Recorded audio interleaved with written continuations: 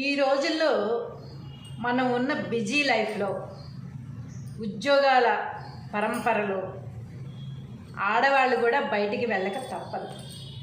ఇద్దరు ఉద్యోగాలు చేసుకోకపోతే గడవదు. పిల్లలు పుట్టిన దగ్గర నుంచి వారి భవిష్యత్తు కోసం ఆలోచించి వారి కోసం మన ఉరుకులు పరుగులు పెట్టక తప్పదు. ఎందుకంటే ఎల్కేజీలో జాయిన్ చేయడానికే ₹1,00,000 మినిమం, ఇంకా ఎక్కువ ఉన్నవి కూడా ఉన్నాయి. ₹1,00,000 పట్టుకుంటే కానీ ఎల్కేజీలో చేయలేని పరిస్థితి అవుతుంది. అలా అని చదివించకుండా ఉండలేం కదా, చదివించాలి. కాబట్టి ఇద్దరు సంపాదించుకోవాలంటే తల్లి తండ్రి ఇద్దరు బయటికి వెళ్ళిపోవాల్సిన పరిస్థితి వస్తుంది. మరి పిల్లలు ఏం కావాలి? పిల్లల్ని ఏ డే కేర్ సెంటర్లో జాయిన్ చేస్తే ఓకే, ఆ పరిస్థితులన్నీ అవి వేరు, అది తర్వాత అందరికీ తెలిసినవే. లేకపోతే దాని మీద స్టోరీ మళ్ళీ ఇంకోటి చెప్పుకుందాం. ఒకవేళ ఇంట్లోనే ఉంటే కొంచెం ఆ పిల్లలకి మనం చాలా జాగ్రత్తలు చెప్పి, ఏదో ఉన్నారులే వాళ్ళే ఉంటారు పడుకుంటారు అనేది కాదు, చాలా జాగ్రత్తలు చెప్పి వారిని సేఫ్గా ఎలా ఉండాలి, ఎవరన్నా వస్తే వాళ్ళ ప్రాణరక్షణ ఎలా చేసుకోవాలి, చిన్నపిల్లలు కూడా మనం నేర్పించి బయటికి వెళ్ళాలి. కొంతలో కొంత మెరుగు. మరి వాళ్ళు కత్తి పెట్టి పొడి చేయకపోవచ్చు, లేకపోతే యుద్ధాలు చేయలేకపోవచ్చు, కానీ ఉపాయాలు, మైండ్లో ఉపాయాలతో ఎలా తప్పించుకోవాలి అనేవి కొన్ని మనం నేర్పించవచ్చు. అయితే ఈ పరిస్థితి మనుషులకే కాదు, పక్షులకి, జంతువులకి కూడా ఉంటుంది. వారు బిడ్డలు పుట్టిన తర్వాత వాటిని చాలా రక్షించుకోవాల్సిన అవసరం ఉంటుంది. వాటికి రెక్కలు వచ్చి అవి ఎగిరి వెళ్ళిపోయే వరకు. అదే జంతువులైతే అవి నడవగలిగి వాటి ఆహారం అవి సంపాదించుకునే వరకు కూడా వాటికి ఈ బాధే మళ్ళీ తల్లికి. ఇప్పుడు సంపాదించడానికి మరి తల్లి వెళ్ళాలి కదా, ఆహారం తీసుకొచ్చి పెట్టాలి కదా. అలా బయటికి వెళ్ళినప్పుడు వీటిని ఏవొచ్చి తినేస్తాయో తెలియదు కదా, అవి వాటికే ఉంటాయి, మనుషులకే కాదు. అలాంటి ఒక చిన్న పక్షి కథ చెప్తాను, అది మీరు కూడా మీ పిల్లలకి ఉపయోగించుకోండి. ఎప్పుడు మనిషికి మనం ఏం చేయాలో మనకి అందరికీ మనుషులకు తెలుసు. పక్షులు కూడా ఎలా ఆ పిల్లల్ని రక్షించుకున్నాయి, తను జాబ్కి వెళ్ళిపోతూ పిల్లలకి ఏం చెప్పింది అనేది చెప్తాను, మీకు ఉపయోగపడితే వాడుకోండి. అయితే ఒక పక్షి గుడ్లు పెట్టింది. చక్కగా ఆ గుడ్లని సంరక్షించుకుంటూ జాగ్రత్తగా కాపాడుకుంటూ బయటికి వెళ్ళి సంపాదించుకుంటూ వస్తూ ఉంది, పొదుగుతూ ఉంది. ఆ గుడ్లలో నుంచి పిల్లలు బయటకు వచ్చాయి. చక్కగా ఒక 5-6 పిల్లలు వచ్చాయి. ఆ పిల్లలు రాగానే సరిపోదు కదా, మరి వాటికి ఫుడ్ గుడ్లుగా ఉన్నప్పుడు వేరు, గుడ్లు ఎత్తుకుపోయేవి ఉంటాయి. అది వదిలితే ఇప్పుడు బిడ్డలు వచ్చాయి. ఆ బిడ్డల్ని ఎక్కడ పెట్టి ఫుడ్ సంపాదించుకోవడానికి వెళ్ళాలి? ఫుడ్ అయితే తెచ్చి పెట్టాలి కదా వీటన్నిటికీ. అందుకని ఆ తల్లి ఏం చెప్పిందంటే పిల్లలకి, పిల్లలు నేను బయటకు వెళ్ళాల్సి ఉంది, ఈ చుట్టుపక్కల కొంచెం ఆహారం తక్కువగా ఉంది, దొరకట్లేదు ఎక్కువ, ఎందుకంటే అన్నీ తినేసి అయిపోయి ఉంటాయి. ఇన్నాళ్ళు అంటే ఒక్కటే కనుక ఒక్కళ్ళో ఇద్దరు భార్యాభర్త ఏదో కొంచెం తెచ్చుకున్నారు, తిన్నారు, అయిపోయింది. ఇప్పుడు మరి 5 పిల్లల్ని పోషించాలిగా, భార్యాభర్త కాకుండా ఇంకా 5 పిల్లలకి ఫుడ్ కావాలి. కాబట్టి కొంచెం దూర ప్రాంతం వెళ్ళి ఎక్కువ సంపాదించుకొని తీసుకువస్తాను, అప్పటి వరకు మీరు జాగ్రత్త అని ఏం చెప్పిందో తెలుసా? ఎవ్వరు ఏం చెప్పినా నమ్మద్దు. చూసారా, పక్షులు కూడా పిల్లలు 5 ఏం చెప్పింది? ఎవ్వరు ఏం చెప్పినా నమ్మద్దు, ఎవరు ఏమి ఇచ్చినా తీసుకోవద్దు, ఎవరు ముద్దొస్తున్నావు అని చెప్పి ఇలా బొగగిల్లి తీసుకెళ్తుంటారు ఎత్తుకుని, అలా ఎవరు తీసుకెళ్ళినా వెళ్ళొద్దు, గట్టిగా అరిచేయండి. చిన్న లాజిక్స్ కదా ఇవి. పక్షి పిల్లలకి నేర్పించింది, మనం పిల్లలకి నేర్పలేమా? ఇలాంటి చిన్న జాగ్రత్తలు చెప్పి అవి సంపాదించడానికి బయటికి వెళ్ళాయి. ఎన్ని రోజులు? 3 రోజులు ప్రోగ్రాం వేసుకున్నాయి అవి.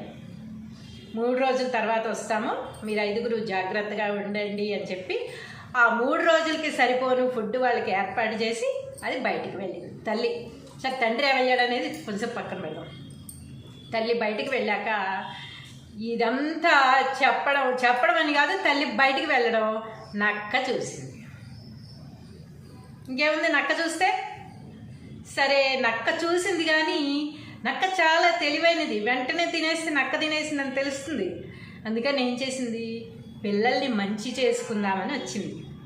తల్లి బయటికి వెళ్ళిపోగానే నక్క వచ్చి పిల్లలు పిల్లలు ఎలా ఉన్నారు, బాగున్నారా, ఏమన్నా కావాలా, నేను మీ ఇంటి పక్కనే ఉంటాను, అడవిలో పక్క చెట్టే నాది, చెట్టు కింద ఉంటాను, మీకు ఏమన్నా కావాలంటే నన్ను అడగండి, నేను మీకు అనుక్షణం అందుబాటులో ఉంటాను, మీకు ఏ హెల్ప్ కావాలన్నా చేస్తాను అని చక్కటి కబుర్లు చెప్పింది. ఈ కోడి పిల్లలు 5 కూడా చక్కగా మాట్లాడుకుని అవునా సరే అంకల్ అన్నాయి. కానీ నమ్మలా. చూసారా ఎంత తెలివో, నమ్మలేదు. నమ్మకుండా ఏమిటి నక్క వచ్చి మన దగ్గర ఇలా డ్రామాలు ఆడుతుంది అనుకుని మనసులో సరే అంకుల్ అన్నాయి. అయితే మళ్ళీ ఏమడిగిందో తెలుసా, ఇవాళ మీరు ఎక్కడ పడుకుంటారు అని అడిగింది. దాని తెలివి, నక్క తెలివి కదా, ఎక్కడ పడుకుంటారో తెలియాలన్నమాట. అయితే అవేం చెప్పాయి, ఇక్కడే పడుకుంటాం అంకుల్, మా ఇల్లు ఇదే కదా, ఇంకెక్కడ పడుకుంటాం, ఇక్కడే పడుకుంటాం అని చెప్పేసేయాలి. తెలివిగా చెప్పాయా, తెలివి తక్కువగా చెప్పాయా, ఇక్కడే పడుకుంటామని చెప్పేసేయాలి. ఓహో సరే అయితే జాగ్రత్త అని చెప్పి వెళ్ళిపోయింది. ఎందుకు అడిగింది, పడుకోగానే వచ్చి పడక్కమని నోట్లో వేసుకోవాలని నక్క ప్లాన్. సరే రాత్రి అయింది. రాత్రి అయిన తర్వాత నక్క జాగ్రత్తగా నెమ్మదిగా చుట్టూ చూసింది, ఎవ్వరూ లేరు. 5 పిల్లలు ఏకంగా ఎంత ఆహారం అనుకుంటూ హాయిగా హ్యాపీగా వచ్చి ఎక్కడైతే పడుకుంటామన్నారో అందులో ఇలా నోరు పెట్టింది. పెట్టగానే ముళ్ళకంప ఒకటి మొహంతా గుచ్చుకుపోయి బయటకు వచ్చిన విదిలించుకున్నా కూడా విదలనంతగా ముళ్ళు కసక్కమని దిగిపోయాయి మొహంలో.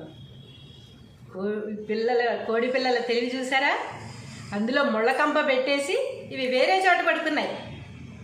ఎక్కడ పడుకున్నాయి, పొయ్యిలో పడుకున్నాయి వెళ్ళి. ఎంత తెలివో చూసారా, వాళ్ళ అమ్మ చెప్పేళ్ళ బట్టి. లేకపోతే అది తెలియదు కదా పాపం పిల్లలకి. ఏదో నక్క అంకులు వచ్చి అడిగారు, పాపం ఏమన్నా హెల్ప్ చేస్తారేమో ఏదన్నా అడుగుదాం అనుకుంటారు. కానీ అమ్మ చెప్పి వెళ్ళింది కదా, వీటికి డౌట్ వచ్చింది, ఎందుకు అంత ప్రేమగా చేస్తుంది మన మీద, అర్థమైపోయింది సినిమా అని చక్కగా ముళ్ళకంప పెట్టేసి వెళ్ళి పొయ్యిలో పడుకున్నాయి. అది రానే వచ్చింది, ముళ్ళకంప మొత్తం మొహంలో దిగనే దిగింది. అయిపోయిందా, ఆ రోజు అయిపోయిందా, బుద్ధి రావాలిగా, రాలా. ఇవాళ ఏదో పొరపాటు జరిగిందేమో, ఒకవేళ ఏదైనా ముళ్ళకంప ఇందులో వచ్చి పడిందని ఈ పిల్లలు ఏటన్నా వెళ్ళారేమో అనుకుంది. కానీ నక్క అంత చిన్న పిల్లలు అందులో అది పెట్టగలవు అని ఆలోచించలా. అంత తెలివిగల నక్క కూడా బుట్టలో పడింది. అయితే మళ్ళీ 2వ రోజు వచ్చింది. వచ్చి పిల్లలు తిన్నారా, ఏమన్నా తెచ్చిమ్మంటారా అని అడిగింది. అడిగితే వద్దు అంకుల్, మా అమ్మ వెళ్ళేటప్పుడు మాకు సరిపోని ఫుడ్ పెట్టెళ్ళింది అని చెప్పెళ్తే ఏమిటి మీరు ఎక్కడ పడుకున్నారు రాత్రి అని అడిగిందనమాట. అడిగితే ఇందులో ముళ్ళు వచ్చాయి అంకుల్, ముళ్ళ పొదలు వచ్చేసాయి, ముళ్ళు ఏ పక్షి వేసిందో ఏమో ముళ్ళు వేసేసాయి, అందుకని గుచ్చుకుంటున్నాయని పొయ్యిలో పడుకున్నాం అంకుల్ అని చెప్పాయి. ఈరోజు కూడా అక్కడే పడుకుంటారా అని అడిగింది నక్క. అడిగితే అంకుల్ మరి ఇంకెక్కడ పడుకుంటాం, వెచ్చగా కూడా ఉంది, పొయ్యిలోనే పడుకుంటాం అని చెప్పేసాయి. ఇది కూడా సరే అని ఇంక వీడికి సినిమా పూర్తిగా అర్థమైపోయింది. ఇన్నిసార్లు అడుగుతుందంటే మనల్ని తినేయడానికే కన్ఫామ్ గ్యారంటీ అనుకున్నాయి. ఇంకా నేను వచ్చినప్పుడు తినేట్లా, అడిగి వెళ్ళి రాత్రిపూట మాత్రమే వస్తుంది, వచ్చినప్పుడు వేసేసుకుంటే అయిపోతుంది కదా, అది కూడా మరి ఏంటో వచ్చినప్పుడు తినకుండా అడిగి చక్కగా వివరాలు తెలుసుకుని వెళ్ళిపోతుంది. మళ్ళీ రాత్రికి వచ్చిందనమాట. రాత్రికి వచ్చి ఏం చేసింది, చీకటి కదా ఏం కనపడుతుంది, పొయ్యిలో మూతి పెట్టింది. మూతి పెట్టుకుని సర్రమని కాలింది. మీసాలు ఉంటాయి కదా పాపం జంతువులకి, మొత్తం కాలిపోయి బోడి మూతి అయిపోయింది. కాలిపోయింది సర్రమని. ఏం చేసాయి కోడి పిల్లలు, అందులో 4 బొగ్గులు పడేసి అంటించి శుభ్రంగా వెళ్ళి వేరే చోట పడుకున్నాయి. ఇక్కడ పడుకోవాలా, వాటికి సినిమా అర్థమైపోయిందిగా. ఫస్ట్ రోజే అర్థమైంది వాటికి, 2వ రోజు ఇంకా కన్ఫామ్ అయిపోయి ఇంకా వెళ్ళిపోయి వేరే చోట పడుకున్నాయి. మళ్ళీ అప్పుడు కూడా దీనికి సిగ్గురాల, నక్కకి సిగ్గురాకనే మళ్ళీ 3వ రోజు కూడా వచ్చింది. అరే కోడిపిల్లలు అనుకున్నాయి, దీనికి ఇంకా బుద్ధి రాలేదా, మళ్ళీ వస్తుంది నక్కమా, జాగ్రత్త, ఇవాళ మాత్రం అసలు మనం చాలా జాగ్రత్తగా ఉండాలి, లేకపోతే బుక్ అయిపోతాం మనం, ఈరోజు వేసేస్తుంది ఎలా అయినా సరే. 2 రోజులు నమ్మింది కానీ 3వ రోజు నమ్మదు కదా, అందుకని కనిపెట్టుకుని ఉంటుంది గ్యారంటీగా. మనం జాగ్రత్తగా ఉండాలి అని 5 మీటింగ్ పెట్టుకుని మాట్లాడుకుని చక్కగా ఏమి తెలియనట్టుగా అలా ఉన్నాయన్నమాట. ఆ పొయ్యి దగ్గరే కూర్చున్నాయి. కూర్చుంటే మళ్ళీ నక్క వచ్చిందనమాట. ఏం పిల్లలు ఏం చేస్తున్నారు? ఏమన్నా అవసరం ఉంటే అడగమన్నానుగా, ఏం అడగట్లేదే? ఏం అవసరం లేదు అంకుల్, మా అమ్మ అన్నీ సమకూర్చే వెళ్ళింది అని చెప్పాయి 5 పిల్లలు.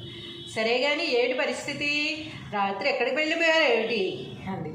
అంటే పొయ్యిలో అంటించిన నిప్పు ఆరలేదనుకుంటా అంకుల్, కొంచెం వేడిగా ఉందని వెళ్ళి గడ్డివాములో పడుకున్నాం అని చెప్పాయి కోడిపిల్లలు.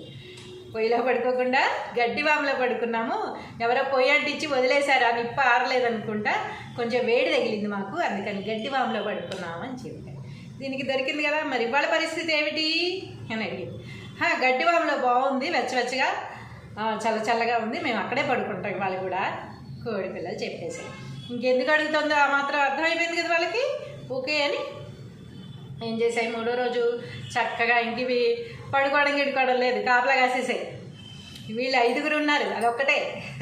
సరే అని చుట్టూ 4 వైపులా 5 వైపులా చక్కగా కాపలా కాసి నుంచున్నాయి. రాత్రికి అనుకున్న ప్రకారం నక్క రానే వచ్చింది. చక్కగా గడ్డివాములోకి దూరి వెతుకుతోంది. గడ్డివాము అంటే కొంచెం పొయ్యిను గూడు అంటే చిన్న చిన్నగా ఉంటాయి కాబట్టి మూతి పెట్టగానే సర్రమని కాలి. గడ్డివాము అంటే కొంచెం పెద్దగానే ఉంటుంది కదా, చక్కగా లోపలికి దూరిపోయింది, అంతా వెతుకుతుంది అనమాట. కోడి పిల్లలు ఏం చేసే చక్కగా కింద నుంచి సర్రమని నిప్పండించే. చూసారా ఎంత తెలివో, చిన్న చిన్న పిల్లలే.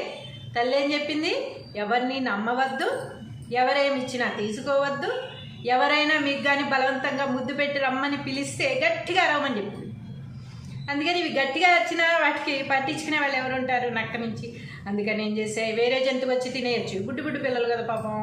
అందుకని వీళ్ళు ఉపాయంగా శుభ్రంగా లోపలికి వెళ్ళగానే 5గురు చెరో పక్క చేరి అంటించి పడేసి పాపం మలమలా మాడిపోయింది నక్క. అంత పెద్ద శిక్షలు వేయకపోయినా, మరీ డేంజర్ అయితే అంత శిక్ష వెయ్యాలి, తప్పదు. కానీ బుడ్డు పిల్లలకి అంతంత తెలియదు కనుక మనం చిన్న చిన్న మాటలు వాళ్ళకి నేర్పి, వాళ్ళకి ఊహ లేకపోయినా తెలివి ఉంటుంది, వాళ్ళు మాటలు రాకపోయినా ప్రతిదీ అర్థమవుతాయి. మనం అనుకుంటాం ఏం అర్థం కాదు పిల్లలే కదా అని వాళ్ళ ఎదురుగా బోల్డ్ మాట్లాడేసుకుంటూ ఉంటాం, బోల్డ్ మందిని తిట్టేస్తూ ఉంటాం, ఏవేవో చేస్తూ ఉంటాం. చెప్పకూడనివి అనకూడనివి కూడా ఆ పిల్లలు అర్థం కాదేమో అని అనేస్తూ ఉంటాం. వాళ్ళకి అర్థమవుతాయి, అన్నీ అర్థమవుతాయి. సో ఇలాంటి జాగ్రత్తలు పిల్లలకి చెప్పి వెళ్ళడం వల్ల వాళ్ళు కొంతవరకు సేఫ్ అవుతారు.